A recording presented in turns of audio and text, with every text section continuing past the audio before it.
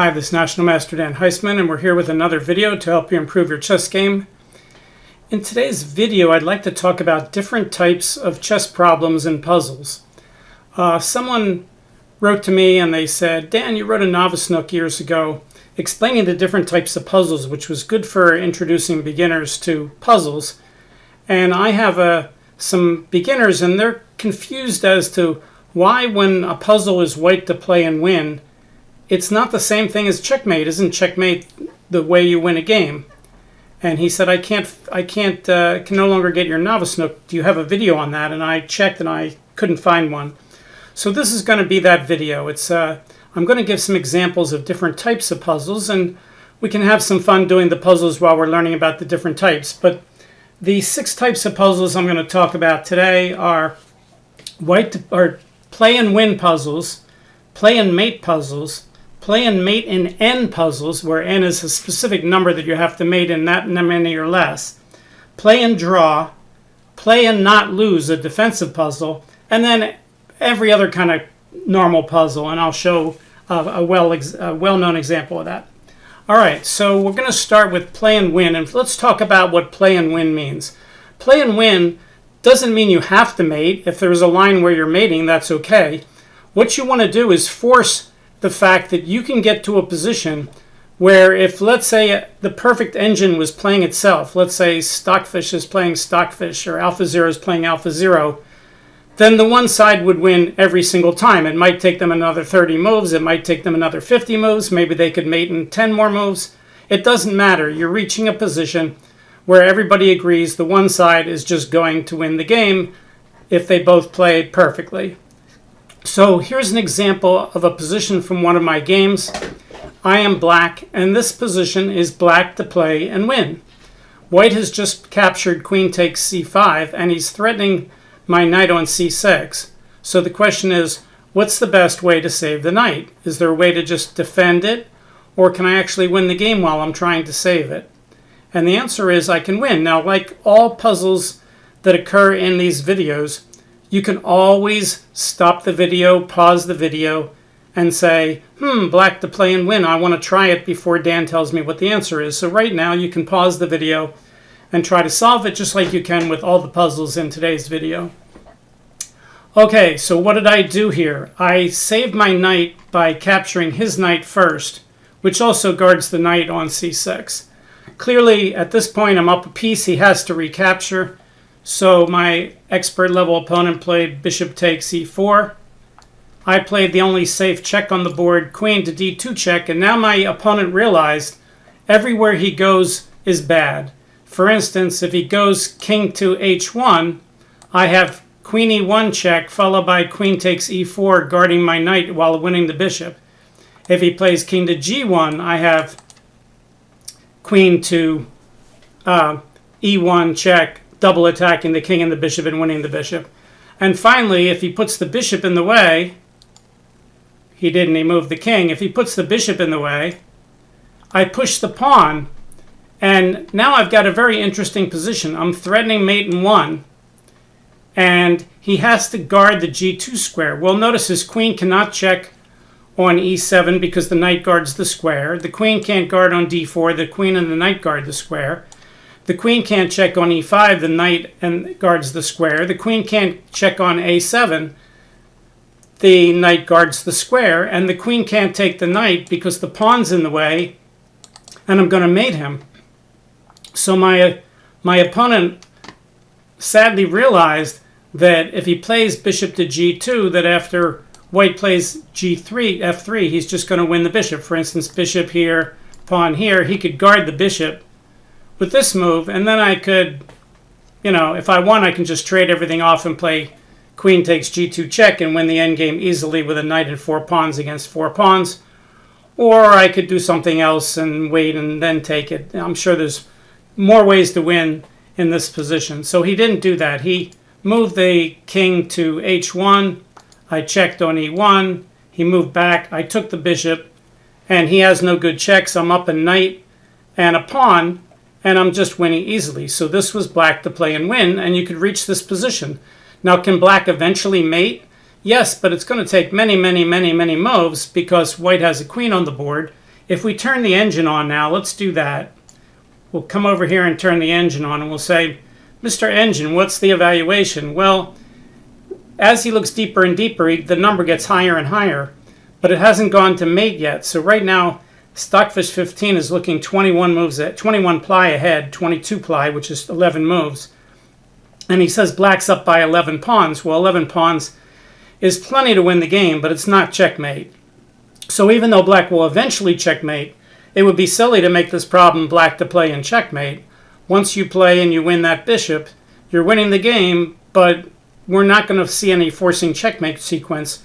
So the proper way to give this problem, if we go back to the original position, is black to play and win. I'm going to win the game. I'm going to get to a winning position where, an engine would always win against an engine. A good player would always win against a really good player unless, the person who was winning made a terrible mistake.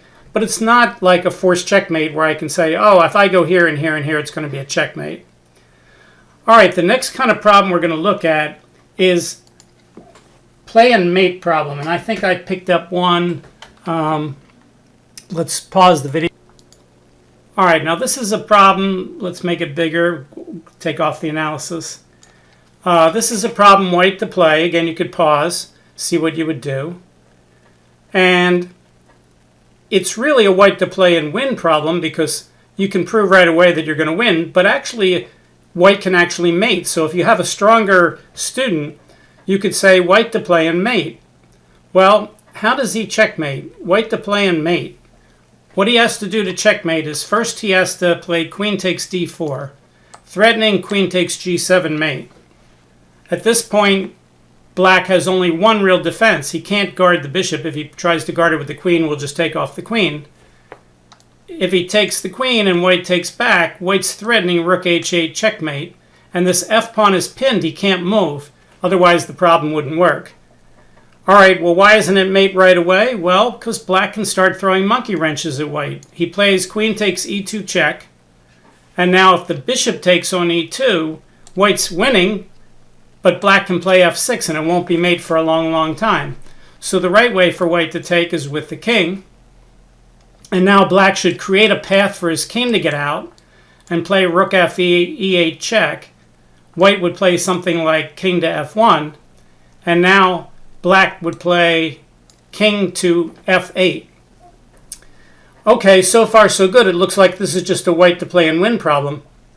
But to finish it off as a white to play and mate problem, we have a move that's going to mate him by force, and that's bishop f6, stopping the king from coming out and threatening mate with rook h8 again. And again, all black can do is throw some monkey wrenches in the way. He can check with the rook, and white will take. He could check with the bishop, and white will take, but now he's out of luck. The next move will be rook to h8 checkmate. So this is a white to play and mate problem. But you could also treat it as a white to play and win problem because when I first did this, I looked at queen takes, bishop takes, queen takes, and I said, all right, after king here, rook checks, and then king here, white's up a piece, I don't have to look any further. And it's only later when I gave this to my students I realized, okay, white's going to still play bishop f6 after king f8, and he's going to mate. But that's really kind of irrelevant to the rest of the problem. The main part of the problem is that queen takes d4 is a safe move. Even though your queen can be taken by a bishop, it creates a mate threat. And if you stop here, it's a quiescence error. You can see the name of the black player in this puzzle is quiescence, meaning if you don't look at taking the pawn and seeing that if the bishop takes and you take back and you're threatening mate and it's hard to stop, if you just stop and say, I can't play queen takes d4 because I'll lose the queen, then that's a quiescence error. So in this position, it's really white to play and mate, but I kind of treat it like a white to play and win problem because you don't have to see all the way to mate to realize that queen takes d4 is a winning move. Okay, now we're going to look at a mate and end problem. What's the difference between a mate problem and a mate and end problem, where n is a low integer? A mate and end problem means you have to checkmate in that many moves or less, and if you don't, then you haven't solved the problem. So if it's a mate in 3 problem and you find mate in 4, then that's not the answer. In a real game, you don't care. You made someone in 4, you made him in 3, who cares? You still win the game. But in a mate in n problem, you have to mate in that many moves or less. A lot of times in a mate in n problem, it's very easy to mate in more than n. The question is, how do you do it in n? So for instance, let's bring up puzzle number 53, I think it is. Mate in n, 53%, 53. Okay, so this is a problem by Sharon, which is white to play in mate in 3. I think I might have shown this in one of my earlier videos, but probably a lot of the people watching this video haven't seen it. So again, you could pause the video and see if you can find a mate in 3. There's only one mate in 3 if white plays perfectly and black defends perfectly. All right, well again, I assume you paused the video if you wanted to try it, and let's show the answer. Well, the obvious try like rook to g8 doesn't work. How does black stop mate in 3? White's threatening rook g1 check, bishop e1, rook takes e1 and mate. That's 3, but it's black's turn. Here black can play bishop to d4, guarding the g1 square. And now white has an easy mate in 4. All he has to do is check here anyway. The bishop will take. Now they've each played 2 moves. White checks on the diagonal. That's 3 moves. Black has to put the bishop in a way, and bishop takes d4, checkmate. So rook to g1 is a very easy mate in 4. The problem is, it's not a mate in 4 problem. It's a mate in 3 problem. And if you keep fooling around with the pieces, you'll find out there's lots of ways that white can mate in 4, but there's only one way to mate in 3. So again, this is white to play and checkmate in 3 moves. If you're a beginner and you're wondering, why doesn't white just take the bishop? That doesn't mate in 3 because black will do his only move, king here, and threaten to get a queen here with check, and there's no way white could mate him in 2 more moves in this position. So king takes c3 is not the answer. Rook to g8 is not the answer. What's the only answer? Okay, well, I'll show you. The only way to mate in 3 is to play knight to f5. Now you're threatening rook h1 with mate again. If he plays bishop here so that rook h1 is stalemate, then you could play bishop check and mate in 2 more moves, or you could even play the cute knight to d4, and no matter what he does on the next move, you play knight to b3 checkmate. So the main line on knight to f5 is to take the rook so the rook can't mate you, and now the knight can't mate you either because the d4 square is guarded. So what you do is you play knight to g7, and you put black in Zugzwang. And here black has no choice. He has to make a legal move. His only legal move is to take the knight. Checkmate. And checkmate. That's the only way. If black plays perfect defense, the only way white can mate in 3 is by playing knight f5. So this is not just a play and mate problem. You have to do it in 3 or less. There's lots of ways to do it in 4, but it's got to be 3 or less. So mate in n problem, where n is some low number. In this case, n is 3. All right, a draw problem. I got out my Zugzwang book for this. This is a book by Alex Angos called You Move, I Win. Let me pause it and I'll set up the problem. All right, so this is a problem in Angos's book. He doesn't credit any author of this puzzle, and in this book he does credit other authors, so I am not sure if he created this puzzle himself. Very possible. It's white to play and get a draw. So we're talking about a different type of puzzle now. First we did one side to play and win. Then we did one side to play and mate in any number of moves. Then we did one side to mate in n moves or less. And now we're doing a puzzle play and draw. Now what kind of puzzles are play and draw? Those are puzzles where it looks like you're in trouble. It looks like if you play normal moves, you're going to lose. So you have to find a way to cleverly get a draw. So this is white to play and draw. See if you can find the way that white can draw here. A little hint, it's not super hard, this one. White to play and draw. All right, so I'll give you the answer. The answer is, on the first move, you don't have a lot of moves. If you take this pawn, that's going to be a disaster. He's going to just checkmate you. So you can't do that. The right move is to get rid of this pawn so that you can force the queen in the corner. You play h8 queen and you double attack the queen on e5 and the king on f8. His only defense is to take it, and now you play the interesting move f6, putting black in zugzwang. Black has to make a move now. Well, if black plays queen to g8 check, then white will take it, and after black takes, white will take this pawn and be up 2 pawns and win, so he can't do that. If he plays queen g7, you play pawn f takes g7 checkmate, so he can't do that. So you either have to play queen takes f6, but on queen takes f6, king takes, it's stalemate, so white gets his draw. And he could try queen to h7 check, king takes f7, king takes h6, king takes f6, king h7, king f7, and now we have a famous draw. If white plays h6, black plays king f8. If white comes out of the corner, black goes in the corner. And it doesn't matter if white pushes the pawn or not, but just to show you here, and if he guards the pawn, it's stalemate, and the game's over.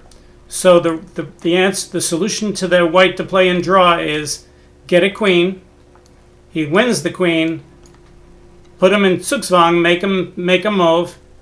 He loses if he plays these moves. He can't move the king, so he has to play either queen takes f6 or queen h7.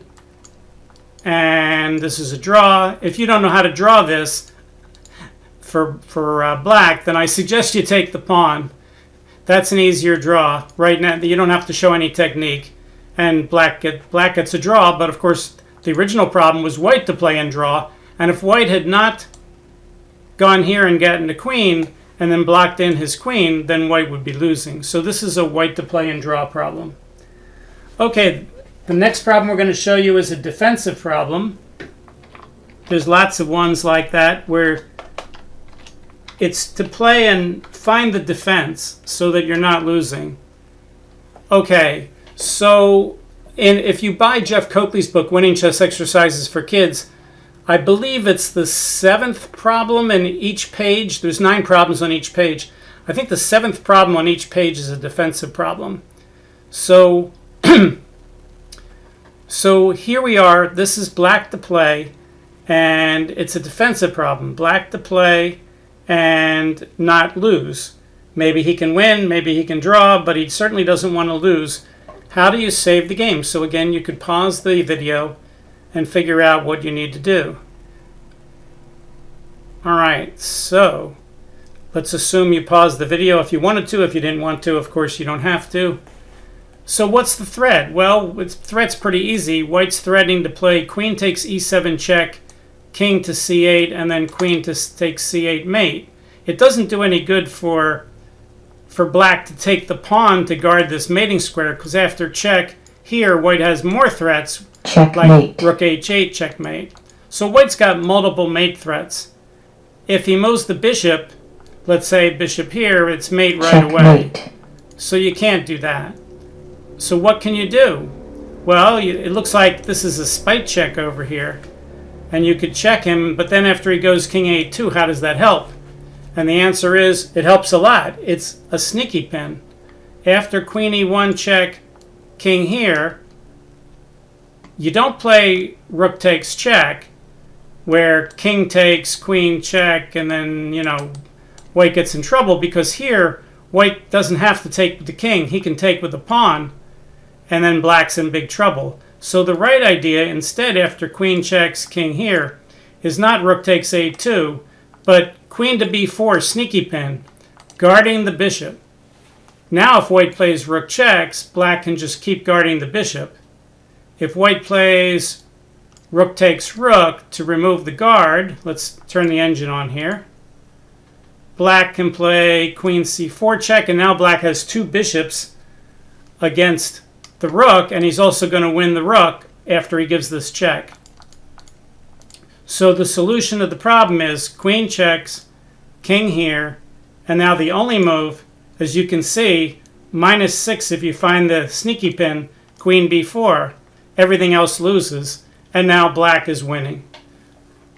You could call this a black to play and win problem, but actually his only line that wins is also the only line that avoids losing, so you could call it a defensive problem.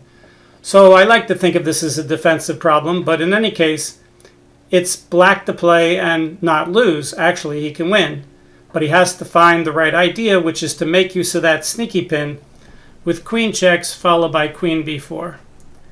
Now there's many other types of chess problems, but they're more like specialty types of problems. Like, for instance, when I'm doing board vision problems, I'll say to someone, as fast as you can, tell me how many legal moves white has and how many moves white has that are mate in 1. And I'll time them and see how much time they take. That's a puzzle. Jeff Coakley has all kinds of good puzzles. I've had a couple videos on his puzzles, like double whammies and switcheroos. Those are non-normal type of chess problems. Let me show you one of the most famous ones, which Igor Khmelnytsky used in one of his first books, and I had seen it many years before that too. It's black to play, and is it white to play? I forget. Let's pull it up here. It's number 29. It's white to play. Examine %29. White to play and not checkmate black. You heard me right. This puzzle is white to play and not checkmate black. Okay, again, you could pause the video if you want. And what I'm going to do here, instead of just giving you the answers, I'm going to give you hints if you haven't gotten it yet.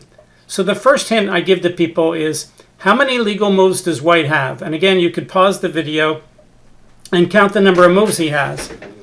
If you get the wrong number of moves, then it's not surprising that you're getting the puzzle wrong, because it's got to be one of those moves, and if you know how many moves he has, you'll know what to do.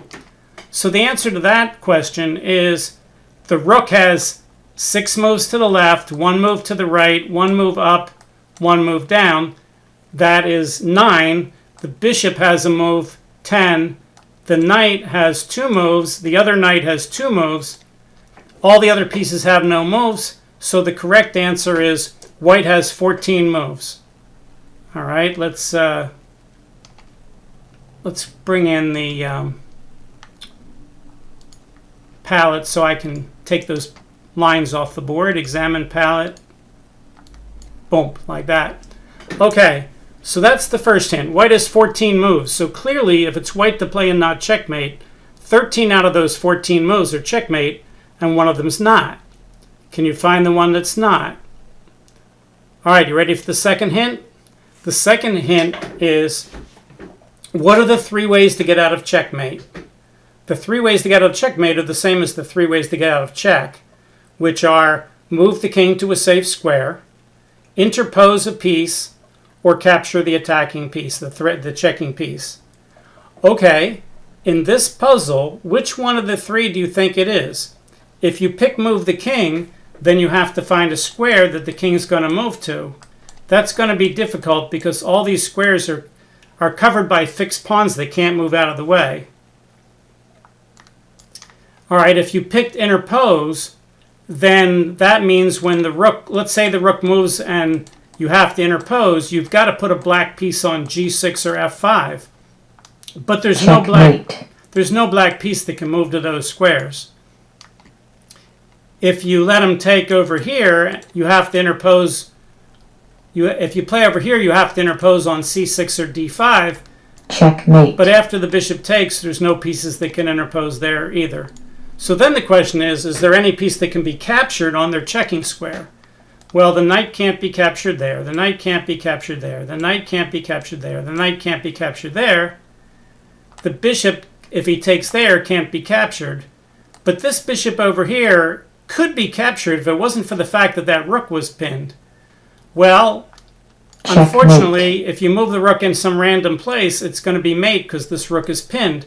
So what you need to do is unpin that rook when you make the discovered check. And therefore, the right answer, the only answer, is rook to c6, check. But it's not checkmate because the rook has become unpinned, and therefore black can play rook takes h7. In a sense, this is a board vision kind of problem because you have to be able to see what the pieces can do and see when you can pin and unpin things so that you can create mates or stop mates. So this is a different type of problem. This isn't a regular problem from a game, because in a game, if it was White's move in this weird position, he would want to play the checkmate. He wouldn't want to play the move that's not checkmate. But doing a problem to find where it's not checkmate helps your board vision. It helps you understand what the pieces can do and make you a better player.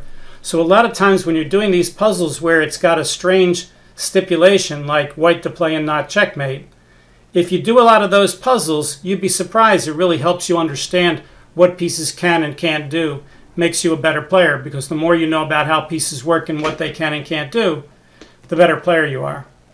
Okay, so today we've talked about play and win problems, play and mate problems, play and mate and n problems, where n is a specific number like 3 or less or 4 or less or whatever it is. We have a play and draw problem where the player to move it looks like he's in trouble and he has to find a way to draw. We've looked at a play and defend problem where it looks like you might lose and you have to find a way to defend the position so you're not losing. Maybe you'll end up drawing, maybe you'll end up winning, or maybe you'll just end up keep playing. But in any case, you have to find the right defense. And then finally, we looked at a general idea of general puzzles that doesn't fall under those main categories, like this one, which is white to play and not checkmate in one move. Okay, hopefully you've had some fun going through the puzzles today. If you have a beginner friend who doesn't understand what these different puzzles mean, maybe you can give them this video and you can tell them about it. If you haven't told your friends about my channel, that's the best thing you can do. Please do that. Take a time to tell people about Dan Heisman Chess. If you like the video, hit the like. If you want to subscribe, you can do that too. I've got almost 6,000 subscribers. And I appreciate you guys doing that. Pass the word. See you next time. Bye.